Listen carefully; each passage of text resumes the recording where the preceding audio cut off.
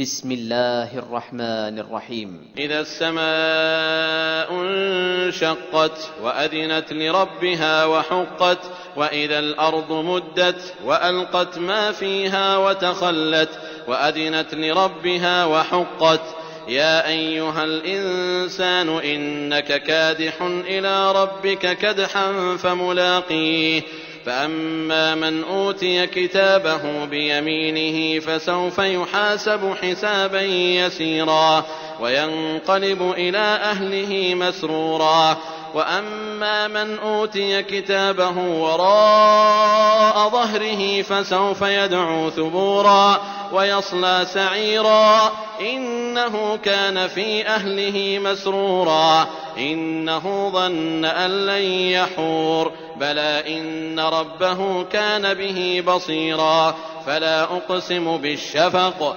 والليل وما وسق والقمر إذا اتسق لتركبن طبقا عن طبق فما لهم لا يؤمنون وإذا قرئ عليهم القرآن لا يسجدون